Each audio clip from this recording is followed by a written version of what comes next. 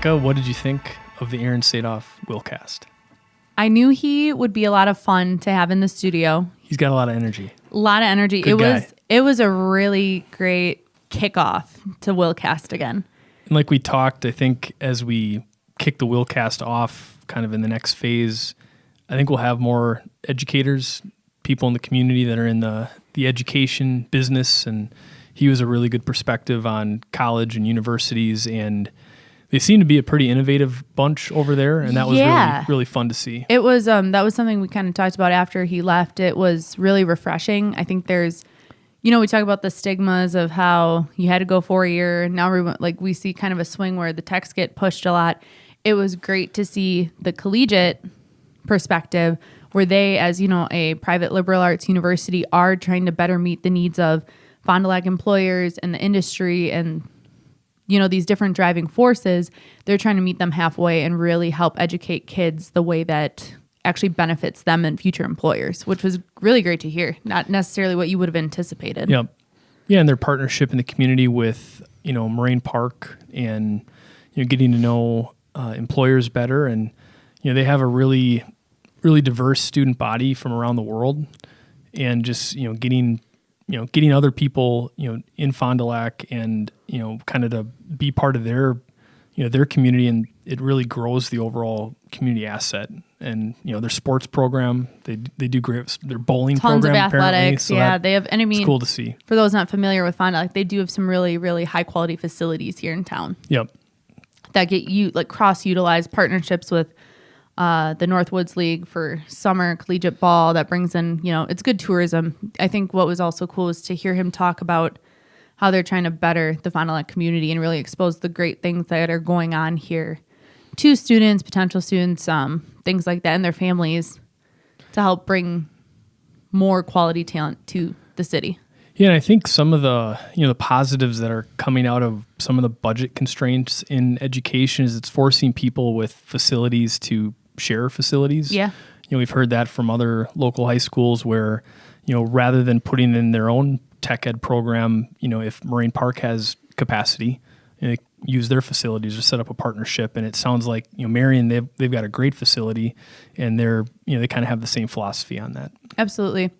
It was, as a president of a university, I guess I never really thought about what that entails. When you're a student in one of those situations, your perspective is very different. So it was fun to hear him talk about kind of his role, how he's engaging with the community, and just kind of becoming an advocate for, obviously the school, but Fond du Lac and just education in general, and kind of becoming an advocate for all of that. For sure. Yeah, he's a great guy, and I think you guys will enjoy it, but enjoy this WiLLcast with Aaron Sadoff. Well, Aaron, thanks for doing this, man. Hey, no problem. I know it was great. I love this stuff. I was telling Kylene and Tracy, before Tracy, we had another person there, and Callista, and she wanted to do a podcast. But, I love doing this stuff, but it's what Jacob does on the backside, where you put the beginning, the end, you edit it, you do all that stuff. That's where my acumen drops off. Yeah. So there's a tech side of it, right? Yeah. And then, if you can collaborate and do stuff, there's so many podcasts, but how can you grow a viewership and have something that's, really useful and stuff, and something that people want? So, I don't know how many people want to listen about higher education. So it's kind of that's an important topic. Yeah, but I mean, that could be one topic that comes on with what? That's why Rogan and all those other people, and why yours, you don't talk about lighting. No, just one component, right? Yeah. You do a mix of stuff. Yeah, and how can you be entertaining? Because that's what people want. Do you listen to podcasts? Yeah, I have. So Joe Rogan, I used to quite a bit, and then I'll listen to every once. I have some political commentary that I like to listen to sometimes. I'm kind of a unique. I don't know. I'm a huge blue dot in the middle of a big red storm up here, I think. So I love listening to some stuff that just I love over the top commentary and stuff that you can just be passive and listen. I love sports. Yeah. And listen to that stuff. So whatever that niche is, what people are looking for. They want to learn about people, but they want to also get advice, and they want to be entertained. And that's kind of that balance where I listened a couple of years. You guys, that's what you do. So it's okay, how do you not saturate, so that if there is ever anything where there's a collaboration that we could work on, and we could bring a whole nother group of, people listening, that'd be cool. Yeah, and you can learn something from everybody. Oh yeah, That's the cool thing. Just sitting down and chatting. And, Yeah. You mentioned sports, but sports is a big part of Marian. Oh yeah. Yeah. Yeah. What sports do you guys all cover? Oh, so we have over probably I think 24 NCAA Division III sports along with some club sports. So everything from we have actually 4 hockey teams, 1 female Division III, and then 3 males, 1 Division III NCAA, and then 2 ACHA. Matter of fact, our ACHA Division II, which is a club team, they are I think number 16 or 15 in the country. And then we actually we have bowling. We're a bowling school. Really? Yeah, big time. Where do you guys bowl? So we're in a conference called the CCIW. So Okay. really what it is like this weekend the guys are going out to Allenton, Pennsylvania. They'll go to Chicago. They'll go all over. And it's really cool. So the women are NCAA, and there's only 1 division. And our women's team has been in the final has been in the Sweet 16 the past 2 years. So they're the top 16 teams in the nation. Do you guys have bowling lanes right at the college? Or we go down to let the good Let you- times roll. yeah. Let you lanes, yeah. And then we also have our men's bowling team. And that goes through the Professional Bowlers Association, but there's only 1 collegiate level too. Jason Spanbauer actually was the national champion 2 years ago. I know Jason. You know Jason? Yeah. Well, they don't call him. Yeah, I know Jason. Oh, Yeah. cool. He's a local guy. Yeah, he's a Yeah. sophomore now, and his sister's actually Kylene Schwartz. She was a Golden Girl. She was a Kylene Spanbauer back in the day. I've got a lot of great athletes, but he won. He qualified for the national tournament. I think it was in Louisville that year. Just get on a roll, literally and figuratively, right?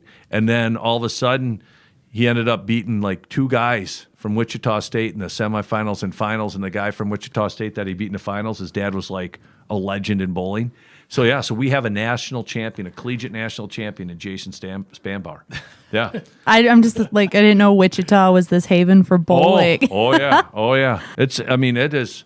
You talk to any bowler about, going to tournaments and how they warm up, and then talk about the different oil on the lane and how that works. And Coach will always say, he'll say, Coach Miller will say, strikes wins games, but spares, they win championships. You could be the best bowler ever.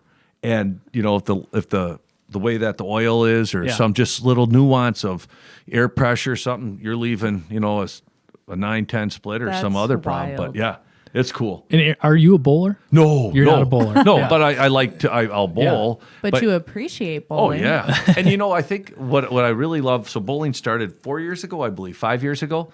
But So that's a newer program. it is. Okay. And what I love about Marian, and as we go through, not only just in academics but in athletics, it's what's important. What do people like? Like for instance, bowling is a sport you can do your whole life. And by the way, Wisconsin's pretty big on bowling, so why wouldn't we have that if it's a collegiate sport? I mean, it brings in probably 40 students.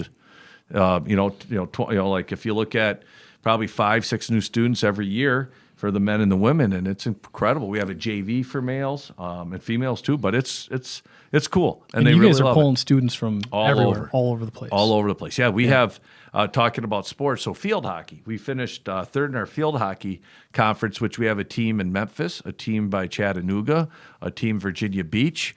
We have a team by, Concordia is only a Wisconsin one, but we're the farthest northwest women's Division III field hockey team in the country. So we travel all over the place. And on our field hockey team, I'd say there's 24 women. 12 of them are from out of the country. I think Out we of have the country. Yeah, we got 5 from the Netherlands. As they will say, if you ain't Dutch, you ain't much, right? But they're awesome. And so I was in my office yesterday, and we had one of the I was talking to the field hockey players. One of the young women were from Spain, Clara, and then Bernadita from Argentina, and then we had I think Charlotte from the Netherlands, and then we had a student, Amelia, from Germany, and then me, the American. So it's kind of, that's like at Marian University, which is so cool for me. It's, like you go to Disney World. Have you ever been there? You see Yeah. all walks of life. Right. But Yeah. you go to Disney World and it's like a $9 soda. The lines are long. It's miserable. It's like, really? And I'm spending all this money on what? And then you see Mickey Mouse through the eyes of your kids or a 5-year-old. And or they dress up as a princess and they You're really gonna think make they me are. cry. And when you see Jeez. that, you see it in a whole different way, right? It's just like on Christmas. There's nothing better than going and seeing Santa. I still do, and I hear bells, so I don't want to hear anything from you two. You understand it? But when you see that magic through a kid's eyes, it's cool. At Marian, it's the same thing, only our kids are young adults, 17 to 23, coming from Canada, Europe, South America, all over the country. And, me personally, I was born in 71 up in St. Peter, and I grew up, graduated Goodrich in 90.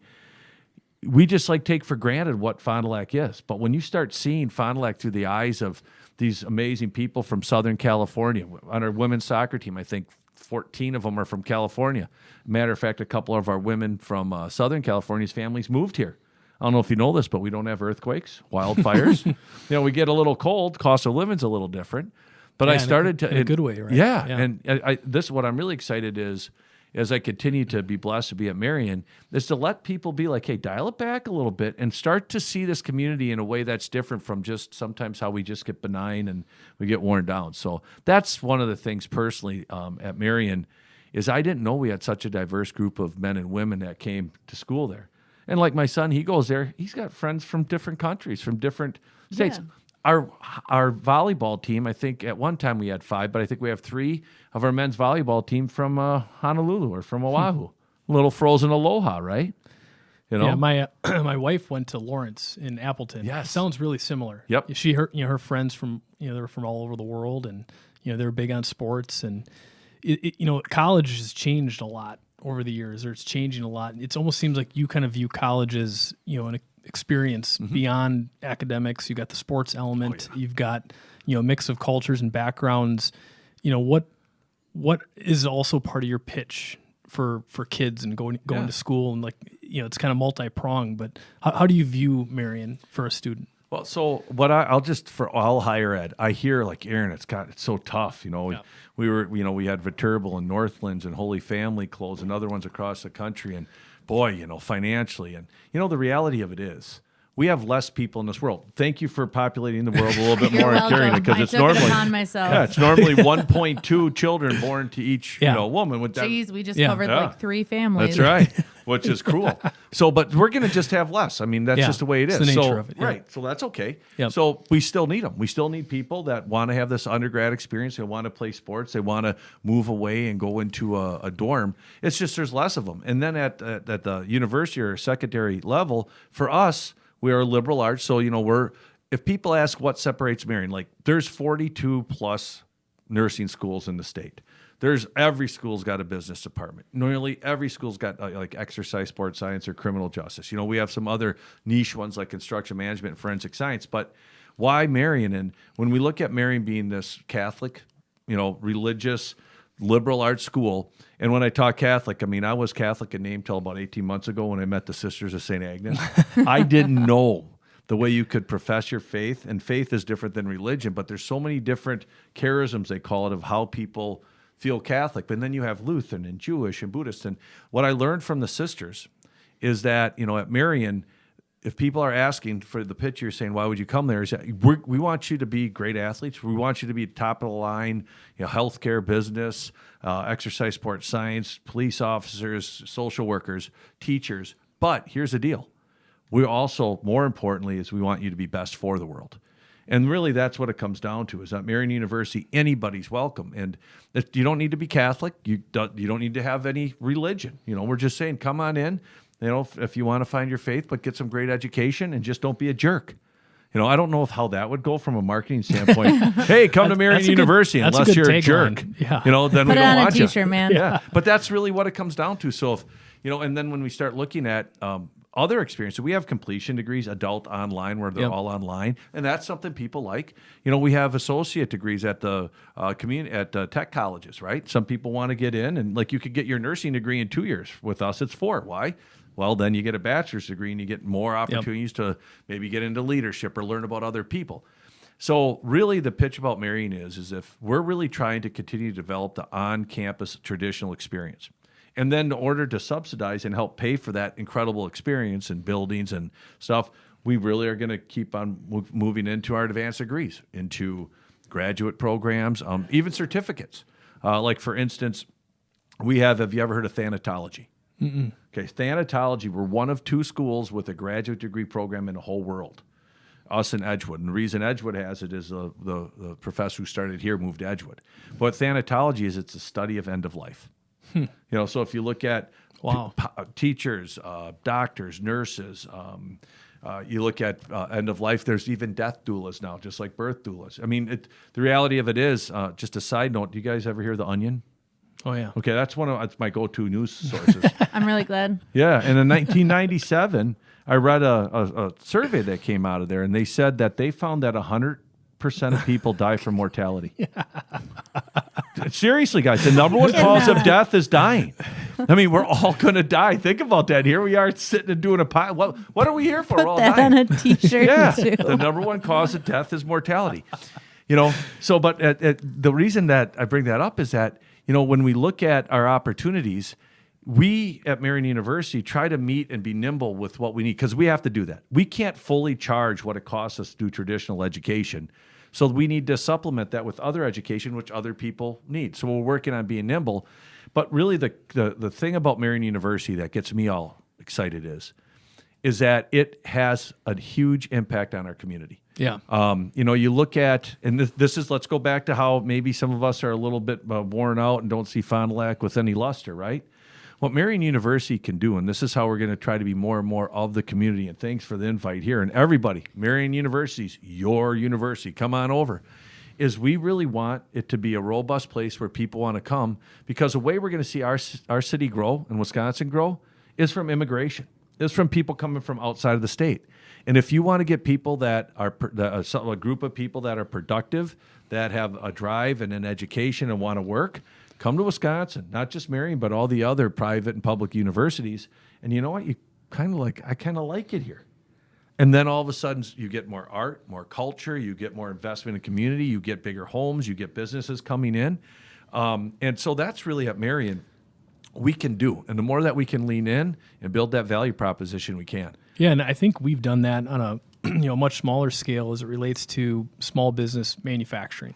10 years ago, a lot of people were pushing kids to get out of the manufacturing space. Mm-hmm. And now, part of our mission is trying to, inspire and build a culture where people are really excited to make things and build things. And because it does become a, community asset, having conversations like this, collaborating with suppliers and other people and sharing ideas. And I mean, you guys are a huge asset in the area, and it's always cool to connect at that level. Yeah, and we need to continue to be more and more of the community. So you're gonna, you need, if anything we can do at Marian to help, we will. A matter of fact, with Fond du Lac High School, the referendum didn't pass, so they were scrambling to find some teachers specifically for higher level education because it's not required. So they couldn't find to make it work for advanced anatomy physiology. So there's some called early college credits or ECCP. We worked with Fond du High. We have 20 students coming at 7:40 every morning to Marian University Monday through Thursday, taking anatomy physiology with Marian students. And we're going to have more of that in the spring and in the fall. And that's just a collaboration where before we didn't have that. Because schools, public schools are budget constrained. Oh, yeah, and private. Springs and is private. too. Yeah, absolutely. Yeah. And so if those resources and facilities are there, why not share them? Yeah, right? And we can make enough money. When we look at our goals, and this is one, go back to the sisters, social justice and community are huge values to us. And when I talk about social justice, it's about helping those that can't help themselves and eliminating barriers. Yep. And the two biggest barriers that we see in higher education are time and money. So how can we make it affordable?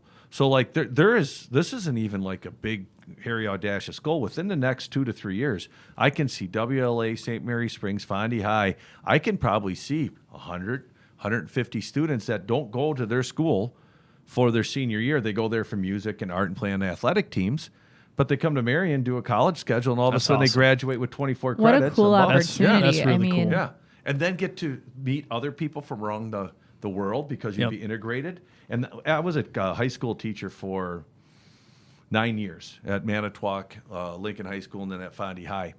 And I really struggle when people sometimes say they're too young, their maturity level, they can't handle it. Total BS. The thing is that when you have cognitively able people and you stimulate and believe in them, they actually can work and make it happen. It's called the Pygmalion effect. If you believe in something enough, it'll work. And so that I think even with high school students, and you put a level of expectations, FYI, you can put high school students and elementary students in a bus at the same time and it works. Because then the high school students, for the most part, turn into, I want to help these little folk out, and these little folk want to impress the high school ones. Now you got your off here and there, but I think the key part when, like talking about being of the committee and with Marian University is we can still do more to help people, even if they aren't full-time Marian. And there's some really talented high school students out there. We've got a couple of young guys on the floor, and we've got one intern right now, and maybe considering an engineering internship here too. But I mean, he could start on the engineering team tomorrow. He's a senior in high school. Yeah. And you think about all the digital tools and way for people to learn too. I think to the right kids, I think there's going to be a lot of opportunities. And I think right now, don't quote me, but I think he told me our youth apprentice right now, all of his classes are online college classes his senior year. Yes. He will So continue to do Yep.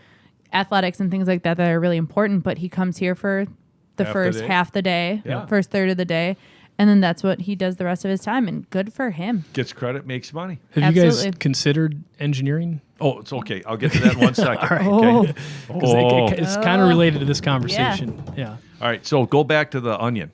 Yeah. I remember the thread that we have with Thanatology, that we all die, right? Yep. We all die. So with Thanatology, so we have a graduate program, 30 credits. We have an undergrad program we're launching. But another thing that we're looking at, too, is certificates. Yes. Like, for instance, you might want to learn about Thanatology, but you don't want to pay for a 30-credit, 10-course thing. So we're saying, hey, here are 3 credits. You get them done within, 14 to 21 weeks, and you'll have a certificate and a deeper understanding of Thanatology. Because that's what we're finding more and more is people want hands-on or mentally applied types of things. So we're doing certificates too. All right, so that was a whole onion tie-in with the thing. But now we're taxes, back. Man. Death and tax. Although I know people who don't pay taxes, so they get caught maybe in the end. We'll see it. I shouldn't have even gone there. Yeah, anyways, oh boy. Oh, boy. Oh boy. Hey. So anyways, engineering. So you know that I believe Fond du Lac County is like number 2 in engineers per capita in the whole country. I've heard that. I think Palo Alto, California has us edged out. That's it.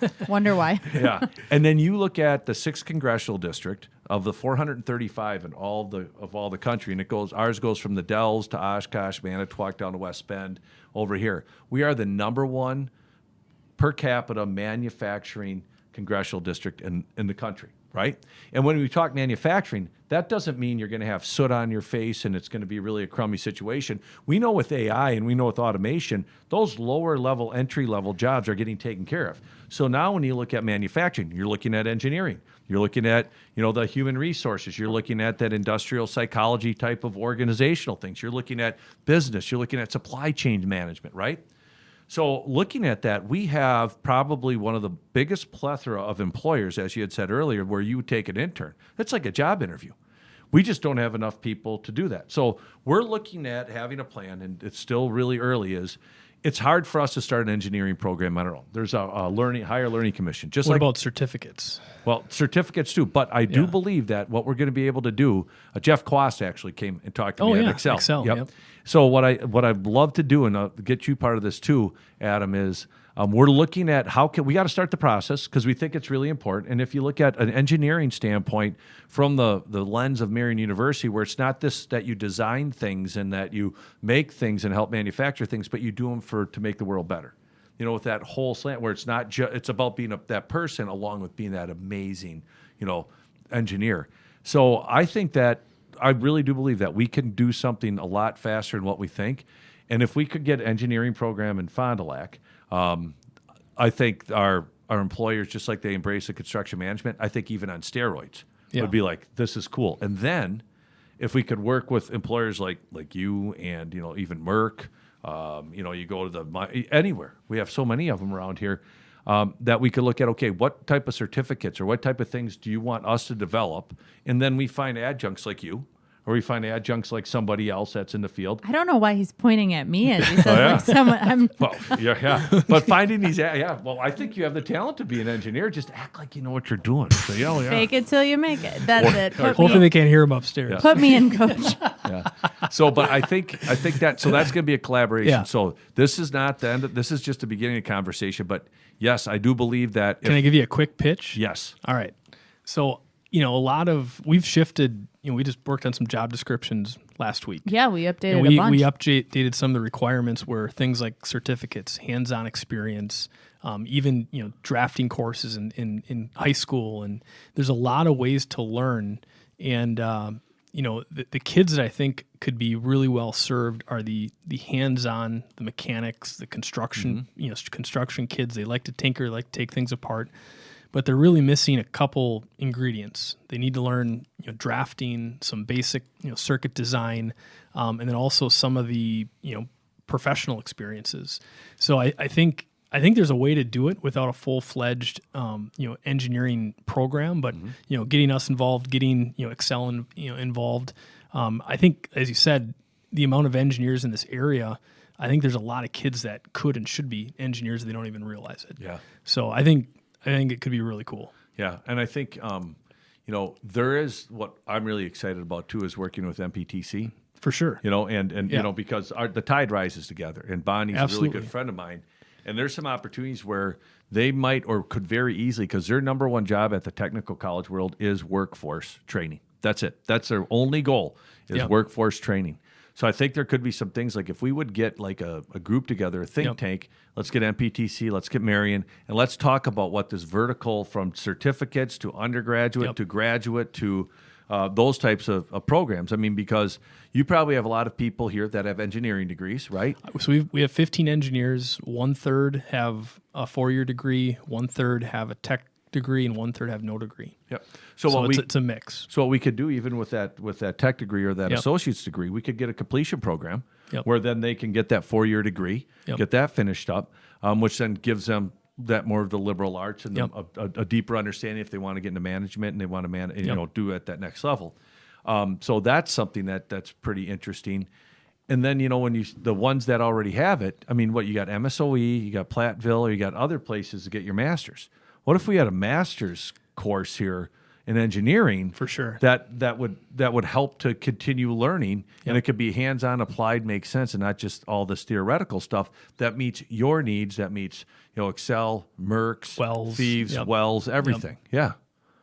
So I think that's there's exciting. a want to stay in the community sure. in the area, and I think I have several friends who went and did the traditional route, 4-year degree for engineering, and they had to leave. Mm-hmm. You look at it, would make so much sense to stay put in Fond du Lac if the program was offered. Yeah, because you have how many different experiential learning options in your backyard, internship options. It's just right there. And I think if you talk to the say dozen or so employers that traditionally hire engineers from out of Fond du Lac because they have to have certain credentials, if you could simulate or formulate the program to accomplish a lot of the applied stuff and not maybe as much as the physics heavy and the math stuff that nobody really uses anyway, once you get into it. Excel might, do some of that, but a lot of the engineering stuff is practical. So if you could simulate a lot of that, and if you get local employers bought in and maybe they adjust their hiring requirements to simulate or emulate what you guys are doing, that'd be perfect. You have this. I'm telling you what. Let's have a conversation. We're having a conversation in 2 years from now because we're going to reflect and be like, that there's things going. So I think also where Marian University can really help out is we might not have an engineering degree currently, right? Yep. But I can find a lot of friends from across the country that have colleges that have people that are doing engineering degrees. And guess what? How much would you like to do an internship in Fond du Lac? At Marian, we'll open up dorms, and then we come to all the different firms here and say, hey, we've got 40 students from 20 different universities across the country, and they want to do internships. Would you be interested in hiring them? Does that happen often, kind of like almost an exchange, like a student exchange, or is that a newer concept? I think it's a concept that we're talking about probably for the first time ever. Wow. Because the mindset is there's this whole idea of competition, right? Yep. And I believe that, we on the court, we want to win, we want to do stuff. But in the spirit of the sisters and who we are, our goal is not, we're going to be fine. We want to be successful, but not at the deficit or the loss of ever. We're better together. So these are things that even if we don't have those programs, how great would it be for Marian University to say, hey, engineering schools from across the country, we are here to house your students over the summer. We work with all the different groups here. And hey, from May 15th until August 15th, you can live at Marian University. and now you can go all these different places and get a job experience. And there's a lot of other resources locally. I know Envision, Yep. Greater Fond du Lac, the local chamber economic development, they have a really great support system for those interns Yeah. that come in for the summer. Yeah. It's a huge part of the pitch. They're trying to sell them on Fond du Lac for the long term. So why? I mean, I think this is a tangible thing we can do right now. Is we can set up like a summer intern camp. No, we don't want to say internment camp. No, we do some summer engineering opportunity. We might cut that one. I don't know. Engineer Fond du Lac. Engineer Fond du Lac. But Yeah. I can definitely. I know of out of state colleges and universities that I could call right now and say, hey, are you looking for some high quality opportunities for your students to have internships in engineering? Because there is no other place like Fond du Lac that has this diversity. And you talk about entrepreneurship. You're not just learning about how to design and test things on the engineering standpoint. You're learning business. You're learning about culture. And then if you like golf, well, we got that. You like racing, we've got that. You know, you like the outdoors, fishing and hunting, well, we've got that. Now all of a sudden, we're becoming more of a magnet that's pulling people here.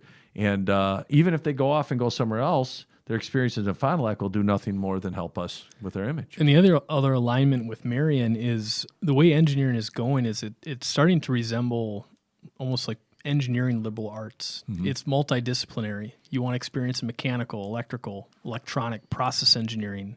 So to be able to, and all of that is in Fond du Lac. They could have all those experiences, but it's like from a credential standpoint, you've got a 2-year degree, you've got a 4-year degree, you've got a master's degree, at certificates. What is kind of the progression, or what are the options where somebody can have a credential with this type of program? So there's I think 5 or 6. People might have heard this, when we've heard about the eliminating the education department and a credentialing group. So Marian University uses the HLC, Higher Learning Commission, right? Okay. There's like 5 other ones from across the country. So what they do is this is our year. Every 10 years they come in to make sure that you're following the rules, that you have high quality instruction, audited. policy, audited. Yeah. Yep. It's our accreditation, okay? And then with engineering, just like with nursing, education, social work, rad tech, there's also professional governing bodies that then also credential, right?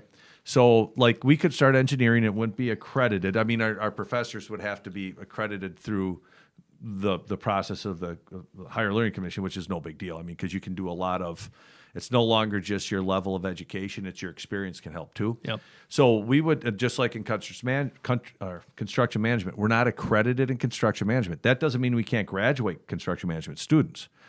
But then what will happen is this year we actually have 2 construction management students graduating. We are going to go for our accreditation, and then the higher levels, so whatever groups you have that are like the engineering groups, I'm sure they accredit different universities or different programs. So that's what the process is. We could start engineering, get it built up, and there's a lot of upfront costs too. But then as time goes on, we find that right higher level engineering group that then would be the accrediting so that you would have that. And to your point, you go to Milwaukee, I think that's a lot of like mechanical engineering. And I think Platteville's probably something different. But what Marian could really offer is something that's more of a, eclectic. It's a broad scope. Scope engineering. Yep. That's kind of like what we have with construction management. Yep. We're not heavy engineering. We're just a broad scope, learn all the different things, and then find where your niche is. And ultimately, it's about meeting the requirements of the job market. Mm-hmm. So if the employers sign off on the program, are they going to care as much about the actual accreditation? So, I think it's cool. And. There's something there. Oh, there's something big there. time. I think it's an and. You can do both. Yeah. There's a word that I love, and I heard that somebody had said this once. Is that actually my friend told me he had heard it. The way we're going to survive is by being nimble. And this is a business. That's us. That's like us. What'd you do after? Like we were just talking about the new edition. There's like a preacher choir vibe going on in here today. Well, just like the powder coating thing. Like I'm sure, like we were talking, like during COVID, you just can't get that stuff done, which holds back so many other things. Absolutely. So you invest in that. Now you've got more of a vertical integration, and you're nimble on that. You had to figure that out. That Marian University were the same way. We're actually going to be offering associate's degrees. Now let's get through this. Why would you pay to go to a private school to get an associate's degree if you want to play sports or something? Or even a UW system. But if you get the college experience plus you get to play sports, Right, and for you 2 learn years. all the practical and applied stuff. Yeah. And if the market is shifting where they're not as concerned about certain credentials, to me that seems like it could be really cool. Yeah, so we're going to do that. We're waiting for accreditation That's on cool. that. That is cool. But another thing that's cool about that is, so we got a freshman coming in, and they're like, "Oh, I can't do this. Too much. Hey, stick around one more year. We'll get your associate's degree in business or psychology or general studies. You got that degree, and then you can stack and come back for 2 years later on and do something or take it to another university and do it, right?" And then another great thing is we have a lot, and this is where the hair on the back of my neck stands up. Is we have a lot of students in the past decade that left Marian College early. They lost. They didn't have the money, maybe a death in the family, hardship. They dropped out. We know that. I mean, the graduation rate isn't 100%. Right. Yeah. So I'm thinking how great it would be is if we get this associate degree once we get accredited. Go back to some of our students and say, "Hey, FYI, if you want to come to graduation, you've qualified for this associate's cool. degree, and That's really and we'd cool. love cool. to come you back." Because think about that: if they would have enrolled to get an associate's degree at the tech college, they would have got it. But you did that work, and so we're kind of trying to look at things that are best for our students and best for the result. And they're instead of- they're innovative. Yeah, and why would we want just what's best for the university? Well, it's Yeah. crazy. It kind of sounds like you're just trying to be human. Like life happens, things come up. Gosh, maybe you should still get credit for the work you actually did. Yeah. And that's the sisters. I mean, we're all about our mission of helping people be best for the world. And you know what?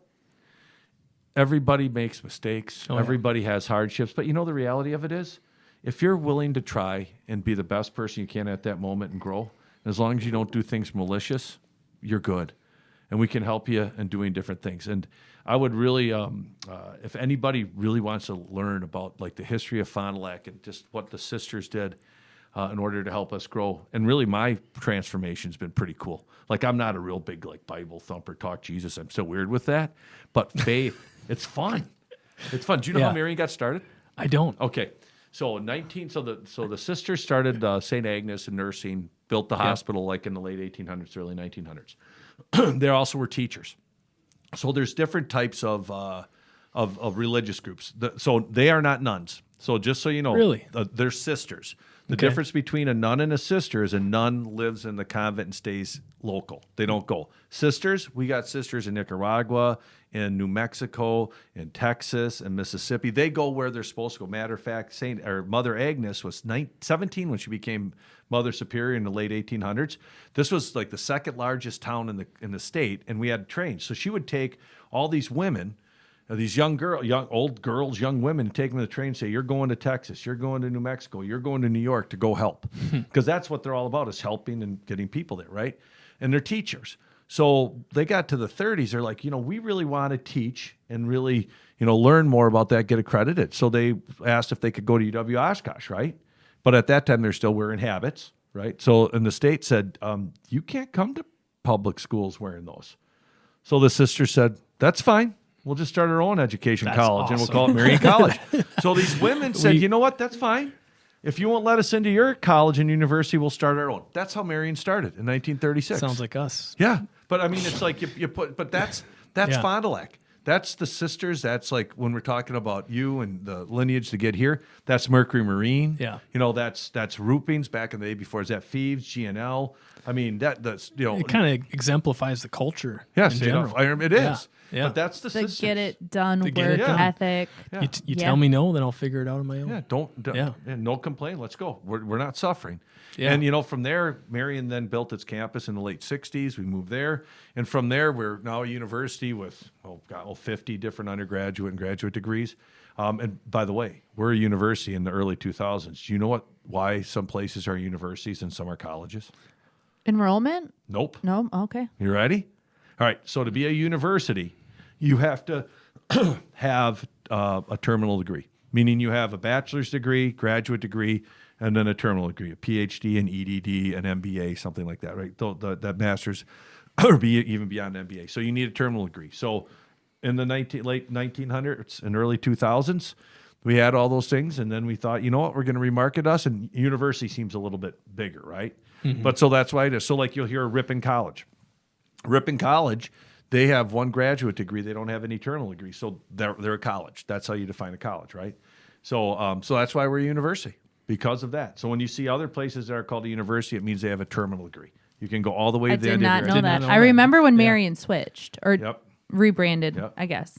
Yeah. Well, hey, I'm a president at a university. I should know some academic stuff. Come on, man. Where'd you go to college? So I did my undergrad at Madison. Madison. Okay. Yep. And then, when I went to Madison, I always wanted to play Division I football. But my size, speed, quickness, jumping Say, ability. how'd that work out for you? Well, it But it didn't. seemed like a mean joke. I wanted to be a basketball player. Yeah. I'm what you would call high motor. Adam, they can't see how not tall you are on the camera. All right. You're Yeah. sitting. I'm not tall. Yeah. I'm one of those high motor guys, AKA not talented. But that's cool. So, but what I did is I learned from my dad, if you can't do something you love, do something else. So if I couldn't play football, I figured I'd wash their clothes. So I was an equipment manager. Oh, that's cool. Oh, I Down thought in you were going to say Madison. you were in the band. Oh no, I'm not good at that either. But I'm good at taking whites and reds and not getting pink. I can be a ball boy on the sideline, and I'm good at packing semis and setting up locker rooms. So I went to Madison. That's I got great. my undergrad. I got my undergrad in Broadfield Social Studies history. Yeah, and then I actually went to Marian when I was teaching in Manitowoc to get my master's degree in educational leadership. And then I got my job at North Fond du Lac. I became a superintendent, and I didn't have the credentials, so they allowed me emergency license. So from 2009 to 11, I came back to Marian, got in a PhD program, got my license, and then I was a couple classes and dissertation short. I had 3 kids, not quite 17, but I had 3 going kids. for so I'm 4, like, man. Yeah, I had 3 kids, and my wife were like, "Hey, I love where I'm at." So I didn't quite finish my dissertation. I don't have a PhD, but the diabolical plan is if I can do a good enough job, and they keep me. Oh my gosh. So And if now I the can truth retire- comes out. So this is one of the reasons that I'm excited to have this job. I won't hold on to it. When I retire, maybe in like 10 years, 15 years, I want them to maybe give me a honorary PhD. Oh my gosh. Yeah, I wouldn't wish that be people something could to see be my talking face to me? right now. Be like, That's yeah. diabolical. I know. They don't get it. I'm using my the gosh. system. Yeah, I'm using the system. Oh, and then I could give myself my own degree. You know, this sounds like a lot more work than doing a dissertation. I'm just going to say it. I'll tell you what, though. it's- Smarter, not harder. I'm telling you, though, the dedication, and I'm just driven. I'm just driven to do this. Yeah. No, it's Nice so spin fun. on that. Yeah, here you got it. It's a Yeah. work ethic thing. Yeah, yeah. Tell us about the book. Oh, so okay, talking about don't have a dissertation, but Yeah, no kidding, but I you got wrote a book. So I always wanted to kind of write a book. I do a lot of professional development and speaking, and in the education world, I do some too. And a lot of my friends, I'd see them do things like a Joe Sanfilippo, Randy Russell, a Ted Neitzke, and they said, "Aaron, you need a book to leave behind. You need something." I'm like, yeah. So then I'm like, okay, I'll write a book. And I never, I had all these experiences, and I love psychology. That's what I taught when I was in high school, and I'm a huge positive psychology person. I really love that. Matter of fact, in North Fond du Lac, the way that we all work together to, take our enrollment from 45 people going out of and losing $250,000 in 2006 to currently right now, I think there's like a plus 250 students going into North Fond du Lac. We are very involved with the North Fond du Lac District, and we're really impressed. We do a lot of work with Incubator and Kurt up there, and really great program. And those facilities and all that. So nice. What we did is we worked on culture. If people want to know how North Fond du Lac got where it is, it's people and culture. And that culture is focusing on positive psychology. Not this everybody's so good and I'm happy. It's like I was telling you that story about the 2 arrows. It's about conscious decisions of how we think and how we work and what we do. So that was kind of on the background. I'm like, this stuff works. And I learned more and more. And then I looked at my life, and just a FYI, your memory is not a video recording, okay? It's an edited movie, all right? Because we could all, I could ask all of you, hey, in high school, do you party and do all these things? And be like, yeah, college, we did this. And you get your friends together, and then they tell these stories, and they would pass a lie detector test that they were true, but only probably 70% of it was true. Because we make things up to make what we have. And even your whole life, my daughter Paige, she's 27 now. She was born in Sheboygan. My wife, emergency C-section, went up to, after the baby came out, was great. She went up to surgery. That was pretty traumatic, but I'm feeding Paige. And then I go up by my mom and dad, and I look at them, and I'm like, I start crying. And I say, I'm so sorry. And what hit me is how much of an ass I was, how I didn't understand what they did for me, how now being a parent just kind of knocked me. And I'm like I looked at my parents in a way I never saw them before. Yeah. Because now I edited my whole memories on them based on my new time. So all these things are going through my mind, like, how can I put this together in a book and write? And so long story short, I'm self-published with a company called manuscripts.com. And a big shout out, and sometime come back, I'll tell you about my friend Harlan Schwartz that's in prison right now. That really helped me. Yeah, hopefully we can get him out sooner than later. Yeah, but he really helped me understand something. And what he helped me understand is he's very close to all of us. He just made a mistake. And when I met him during this thing called the Right Program, he said the most important predictor of future behaviors and thoughts, and I always thought to myself, it's what you're doing now. It's what you've done in the past, right? So if you're with a friend, remember your parents, or you'll say, hey, who are they like? What have they done in the past, right? But what Harlan said, he says the most important thing that predicts future behaviors is what you're doing right now. And that changed everything for me. He said, like, for instance, I was a middle-class Jewish kid going to Minnesota, Duluth, and then I decided to be part of this crime. Changed everything. He goes, Aaron, you're president of a Marian University. Go have some drinks, get in a car, hit somebody. Does any of that matter? It's right now. He says, I've been in prison 23 years. I can either be bitter or try to make myself better. So when I met him and heard that story, and then going on with like how your mind works and positive psychology, that's it. The whole thing is don't worry about, there's enough things like over 21 days or 2 years, or let's work on ourselves, or, even weight loss takes a while. But your mindset can change right away. Like when you start to look at somebody, like for instance, I had a kid one time come in and just start yelling at me and calling me all these different things. If I would have been thinking, you know what? You're trying to get under my skin and this is like, you're in trouble, blah, blah, blah. Or I could think, that's the best you got and your best just really sucks. You're just really struggling. I go from being angry and mad to being like understanding and thinking about, okay, now it might not be true, but it changes the way that I interact in that moment. So the book, all those things coming together, and then that idea that Harlan helped me learn about right now, created this book called Mindcraft. And I worked with this company that for over a year and a half, I had different editors. I worked with a group of people writing. It was fun. It was like running a marathon, which I've never done, nor will I. But I wrote like 130,000 words. The book's 34,000 words. But it really kind of brought together where Mindcraft is really the whole idea of mindsets that can help us not suffer. Because we know from The Onion, we're all going to die. So how can we deal with right now and not worry about that? Don't worry, your legacy lives on now. There it is. Did they interview you? Was that part of the process? For the book? No. So with the book, how'd you extract all the stuff out of your head? You ever hear Google Classroom? And like, have you ever heard of Teams? Oh, yeah. Okay, so this guy, Eric Cloyster, he actually contacted me on LinkedIn and says, hey, it looks like you have a story that you want to tell. Yep. And I checked, and he learned. You guys got time for a fun story quick? Oh, yeah. Always. Anybody in here a Swiftie? I have a daughter that is. Okay, you're going to love Taylor. Adam is very You're going to love Taylor Swift I've been to a after concert. this. Really? Yeah. Cool. Well, shake it off, brother. Yeah. All right. No bad blood? No. Okay. No. Yeah. All right, that's cool. That's fine. All right. So anyway, Taylor Swift, right? So she was going to write a movie, or she was going to make a movie. Okay. And then she calls her producer and says, hey, I want to use my music from 1989, her first album, in the movie. The guy says, you can't. We own it. You're going to have to pay X, Y, and Z. She's like, what? So what she found out is in the world of music, producers, what they do is they get you. Okay, and then what they do is they own everything, and then they give you like 5-10%. But yet they pay for all your concerts, they pay for everything up front, they'll take care of your agent, all that. Yep. You get a percentage, right? So, but she didn't own her content. So what she did then is she said, you know what? I am going to self-produce. So what she did is she got her own studio, hired her own people, paid for it up front, self-produced. And then what she did is she took the 1989, you've probably heard of Taylor's version. The reason she did that is she changed it 10% or more from what the first song was. So now those aren't owned by that person. Well, she still has her song. So what she did is she flipped the whole market to be like how to own your own intellectual property. Yeah, and that's what she does. It was Big Machine Records. Scott Borchetta was the original guy. But because of her, and there's another guy named Chance the Rapper. And he had a rainbow. His album was Rainbow. It was like in 2017, 18, and he was a self-produced music guy. He'd give his stuff away, doing his own mixing and stuff.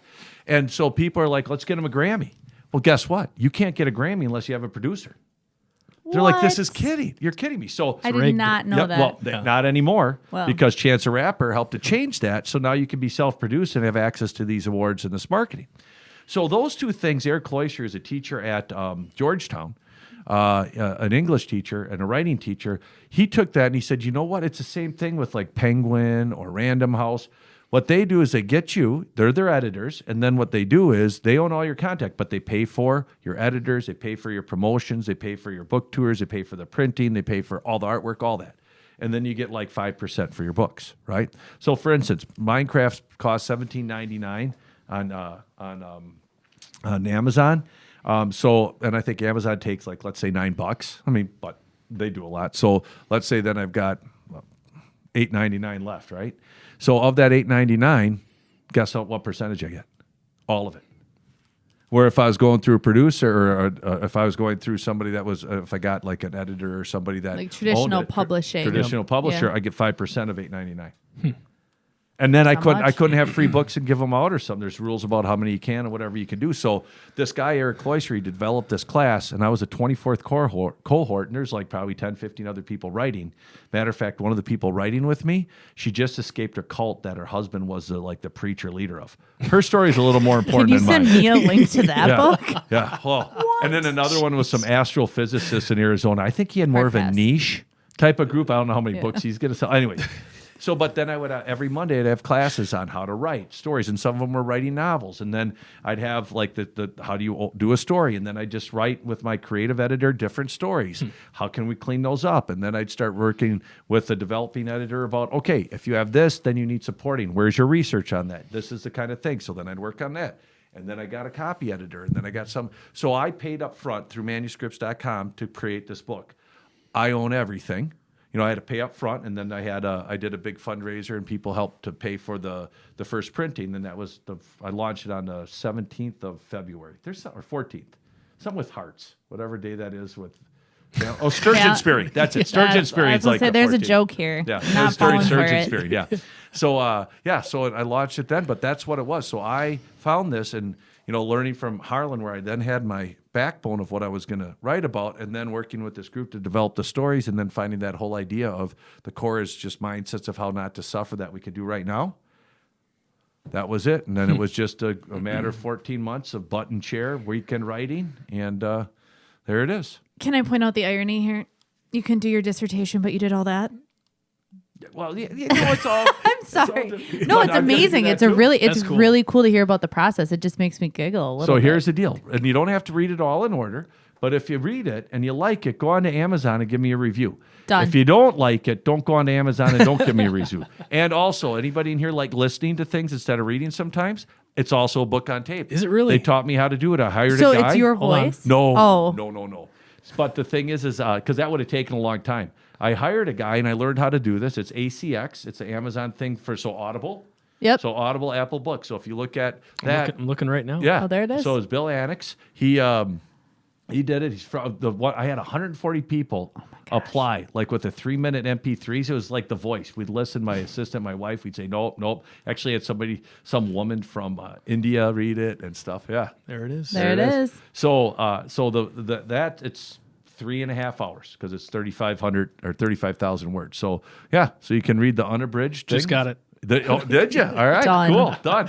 Guess what? I had 3 Audible credits. So Cool. That could also click to me where I could get some more mailbox money. Yeah. You know what mailbox money is?